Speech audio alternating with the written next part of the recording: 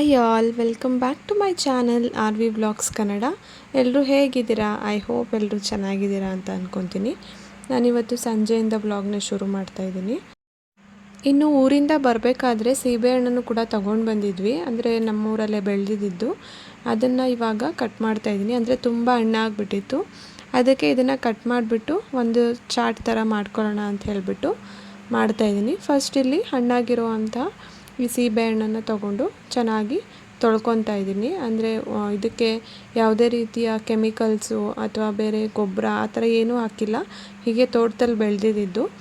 ಇನ್ನು ಇದನ್ನು ನೀಟಾಗಿ ವಾಶ್ ಮಾಡ್ಕೊತಾ ಇದ್ದೀನಿ. ವಾಶ್ ಮಾಡ್ಕೊಂಡಾದಮೇಲೆ ಒಂದು ಕಾಟನ್ ಬಟ್ಟೆನಲ್ಲಿ ಚೆನ್ನಾಗಿ ನೀರನ್ನೆಲ್ಲ ಒರೆಸ್ಕೊತಾ ಇದ್ದೀನಿ. ಇನ್ನು ನೀರೆಲ್ಲ ಒರೆಸ್ಕೊಂಡಾದಮೇಲೆ ಇವಾಗ ಒಂದು ಚಾಪಿಂಗ್ ಬೋರ್ಡನ್ನ ತೊಗೊಂಡಿದ್ದೀನಿ. ಈ ಚಾಪಿಂಗ್ ಬೋರ್ಡ್ ಮೇಲೆ ಇದನ್ನು ಸಣ್ಣ ಸಣ್ಣದಾಗಿ ಕಟ್ ಮಾಡ್ಕೊತಾ ಇದ್ದೀನಿ. ಅಂದರೆ ಈ ಸೀಬೆಹಣ್ಣನ್ನೆಲ್ಲ ಕಟ್ ಮಾಡ್ಕೊತಾ ಇದ್ದೀನಿ. ಸೊ ಕೆಲವೊಬ್ಬರು ಹೇಳ್ತಾರೆ ಸೀಬೆಹಣ್ಣನ್ನು ತಿನ್ನಬಾರ್ದು, ಕೆಮ್ಮಾಗುತ್ತೆ, ಹಾಗೆ ಕಿಡ್ನಿ ಸ್ಟೋನ್ಸ್ ಆಗುತ್ತೆ.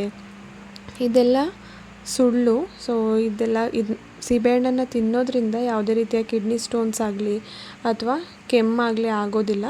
ಇನ್ ಕೇಸ್ ಸೀಬೆಹಣ್ಣು ಏನಾದರೂ ಹುಳ ಆಗಿದರೆ ಅಥವಾ ಅದು ಹಾಳಾಗಿದ್ದರೆ ಚೆನ್ನಾಗಿಲ್ಲ ಅಂತ ಅಂದರೆ ಮಾತ್ರ ನಿಮಗೆ ಕೆಮ್ಮು ಅಥವಾ ಬೇರೆ ಥರ ತೊಂದರೆಗಳಾಗೋದು.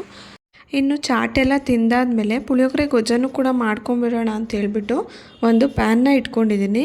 ಆ ಪ್ಯಾನ್ಗೆ 2-3 ಟೇಬಲ್ ಸ್ಪೂನಷ್ಟು ಎಣ್ಣೆನ ಹಾಕಿದ್ದೀನಿ. ಅದಕ್ಕೆ ಇವಾಗ ಸ್ವಲ್ಪ ಕಡಲೆಕಾಯಿ ಬೀಜ ಹಾಗೆಯೇ ಕಡಲೆಬೇಳೆನ ಕೂಡ ಸೇರಿಸ್ಕೊಂಡು ಚೆನ್ನಾಗಿ ಫ್ರೈ ಮಾಡ್ಕೊತಾ ಇದ್ದೀನಿ ಲೋ ಫ್ಲೇಮಲ್ಲಿ. ಹೈ ಫ್ಲೇಮ್ ಕೊಟ್ಬಿಟ್ರೆ ಅದೆಲ್ಲ ಸೀದೋಗೋ ಥರ ಆಗಿಬಿಡುತ್ತೆ. ಅದಕ್ಕೋಸ್ಕರ ಲೋ ಫ್ಲೇಮಲ್ಲಿ ಕಡಲೆ ಬೀಜ ಎಲ್ಲ ಕೆಂಪಗಾಗೋ ತನಕ ಚೆನ್ನಾಗಿ ಫ್ರೈ ಮಾಡ್ಕೊತಾ ಇದ್ದೀನಿ. ಫ್ರೈ ಮಾಡಿಕೊಂಡು ನಾನಿಲ್ಲಿ ಒಂದು ಬೌಲಿಗೆ ಎತ್ತಿಟ್ಕೊತಾ ಇದ್ದೀನಿ. ಸಪ್ರೇಟಾಗಿ ಎತ್ತಿಟ್ಕೊಬಿಡ್ತೀನಿ. ಯಾಕಂದರೆ ಇದು ಗೊಜ್ಜೊಳಗಡೆನೇ ಇದ್ದರೆ ಕಡಲೆ ಬೀಜ ಎಲ್ಲ ಮೆತ್ತಗಾಗ್ಬಿಡುತ್ತೆ. ಸೊ ಸಪ್ರೇಟಾಗಿ ಎತ್ತಿಟ್ಕೊಂಡು ಗೊಜ್ಜೆಲ್ಲ ಆದಮೇಲೆ ಅನ್ನಕ್ಕೆ ಕಲಿಸ್ತೀವಲ್ವ, ಆಗ ಕೂಡ ಇದನ್ನು ಮೇಲ್ಗಡೆ ಹಾಕೋಬೋದು ಕಡಲೆ ಬೀಜನ.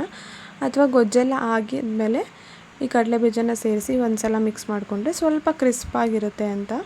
ಆಯಿಲ್ ಒಳಗಡೆನೇ ಇದ್ದರೆ ಸ್ವಲ್ಪ ಅಷ್ಟು ಚೆನ್ನಾಗಿರೋದಿಲ್ಲ, ಮೆತ್ತಗಾಗ್ಬಿಡುತ್ತೆ, ತಿನ್ನಲಿಕ್ಕೆ ಇಷ್ಟ ಆಗೋದಿಲ್ಲ ಅಂತ ಹೇಳಿಬಿಟ್ಟು ನಾನು ಈ ರೀತಿ ಎತ್ತಿ ಸಪ್ರೇಟಾಗಿ ಇಟ್ಕೊತಾ ಇದ್ದೀನಿ ಕಡಲೆ ಬೀಜ ಹಾಗೆ ಕಡಲೆಬೇಳೆನ.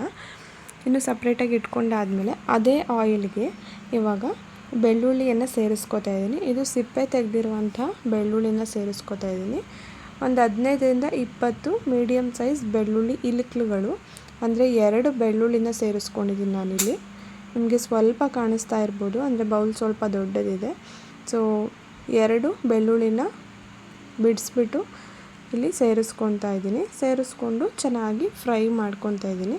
ಬೆಳ್ಳುಳ್ಳಿನ ಸಿಪ್ಪೆ ತೆಗೆದು ಆಮೇಲೆ ಜಜ್ಜಿ ಸೇರಿಸ್ಕೊತಾ ಇದ್ದೀನಿ.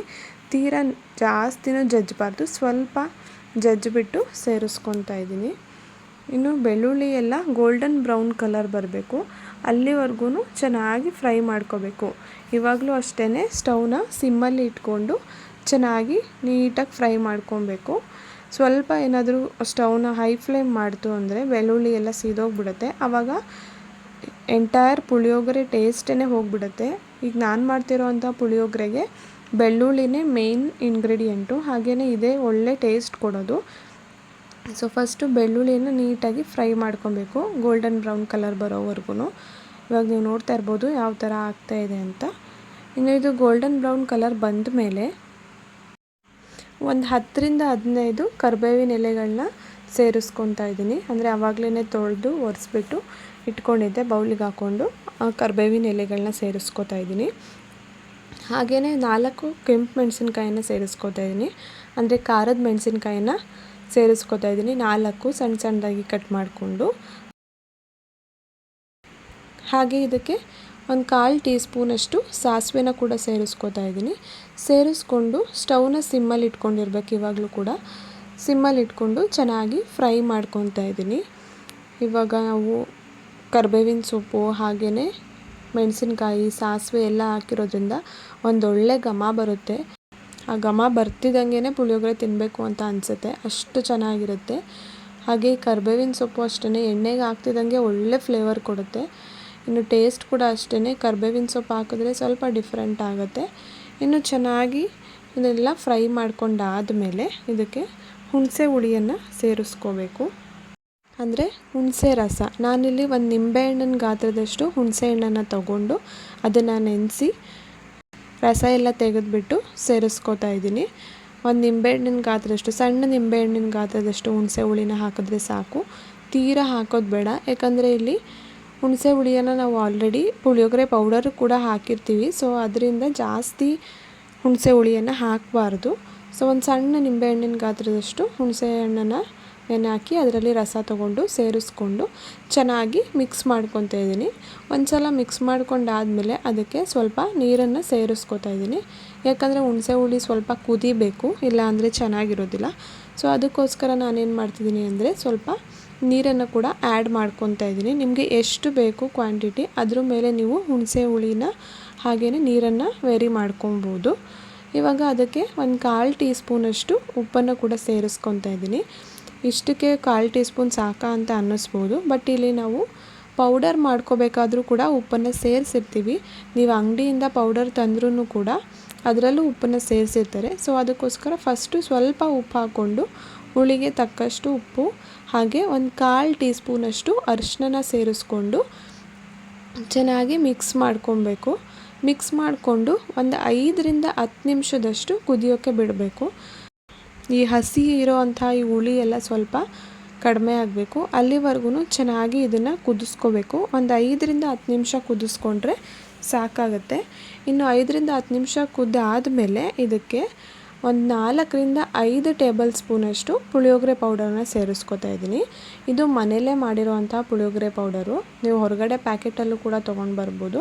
ಸೊ ಮನೆಯಲ್ಲೇ ಮಾಡಿರೋವಂಥ ಪುಳಿಯೋಗರೆ ಪೌಡರ್ನ ಹಾಕ್ಕೊತಾ ಇದ್ದೀನಿ. ಒಂದು 4ರಿಂದ 5 ಟೇಬಲ್ ಸ್ಪೂನಷ್ಟು ಪುಳಿಯೋಗರೆ ಪೌಡರ್ನ ಸೇರಿಸ್ಕೊಂಡಿದ್ದೀನಿ. ಸೇರಿಸ್ಕೊಂಡು ಚೆನ್ನಾಗಿ ಮಿಕ್ಸ್ ಮಾಡ್ಕೊತಾ ಇದ್ದೀನಿ. ಸೊ ಇವಾಗ ಯಾವುದೇ ರೀತಿಯ ಉಪ್ಪನ್ನು ಹಾಕ್ತಿಲ್ಲ, ಜಸ್ಟ್ ನಾನು ಪುಳಿಯೋಗರೆ ಪೌಡರ್ನ ಸೇರಿಸ್ಕೊಂಡು ಚೆನ್ನಾಗಿ ಮಿಕ್ಸ್ ಮಾಡ್ಕೊತಾ ಇದ್ದೀನಿ. ಹಾಗೆ ಇದಕ್ಕೆ ಒಂದು 3/4 ಕಪ್ಪಷ್ಟು ಕಾಯಿ ತುರಿಯನ್ನು ಸೇರಿಸ್ಕೊತಾ ಇದ್ದೀನಿ, ಅಥವಾ ಕೊಬ್ಬರಿ ತುರಿಯನ್ನು ಕೂಡ ಸೇರಿಸ್ಕೋಬೋದು. ನಿಮಗೆ ಎಷ್ಟು ಬೇಕೋ ಅಷ್ಟು ಸೇರಿಸ್ಕೋಬೋದು. ನಮಗೆ ಕಾಯಿ ತುರಿ ಸ್ವಲ್ಪ ಜಾಸ್ತಿ ಇದ್ದರೆ, ಹಾಗೆ ಕಡಲೆ ಬೀಜ ಎಲ್ಲ ಜಾಸ್ತಿ ಇದ್ದರೆ ಇಷ್ಟ ಆಗುತ್ತೆ ನನ್ನ ಹಸ್ಬೆಂಡ್ಗೂ ಕೂಡ. ಅದಕ್ಕೋಸ್ಕರ ನಾನು ಸ್ವಲ್ಪ ಜಾಸ್ತಿನೇ ಕಾಯಿ ತುರಿನ ಹಾಕ್ಕೊತಾ ಇದ್ದೀನಿ. ಸೊ ಇಲ್ಲಿ 3/4 ಕಪ್ಪಷ್ಟು ಕಾಯಿ ತುರಿಯನ್ನು ಸೇರಿಸ್ಕೊತಾ ಇದ್ದೀನಿ.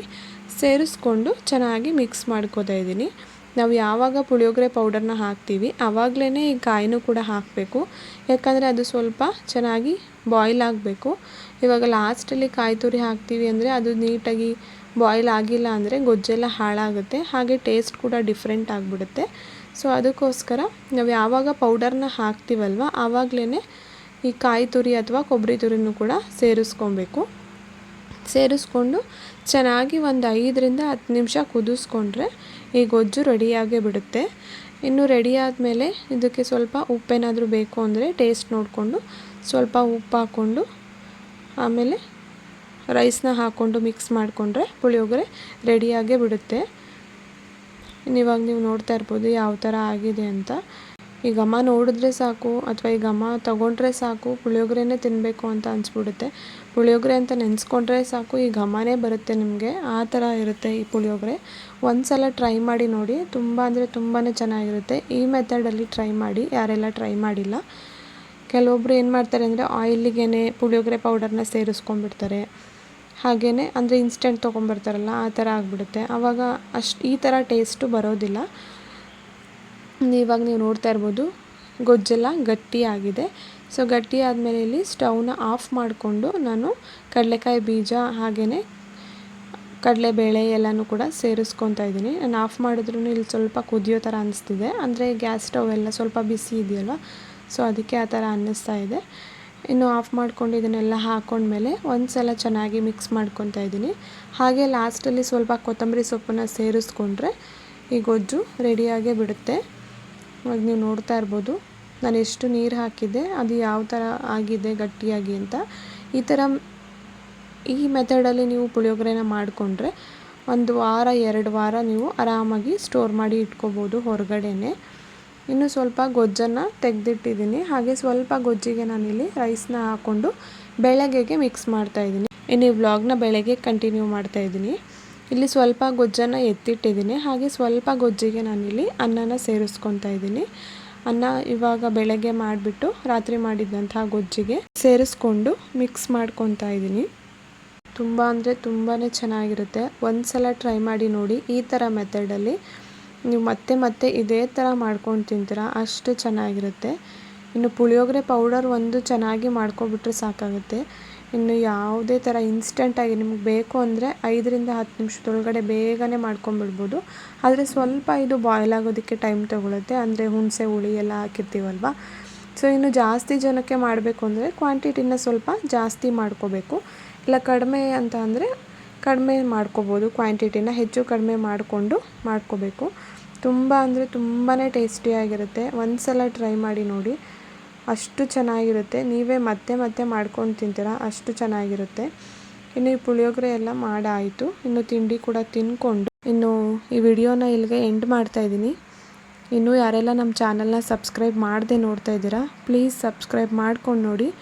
ಹಾಗೆಯೇ ಈ ವಿಡಿಯೋ ಇಷ್ಟ ಆದರೆ ಪ್ಲೀಸ್ ಒಂದು ಲೈಕ್ ಮಾಡಿ. Thank you.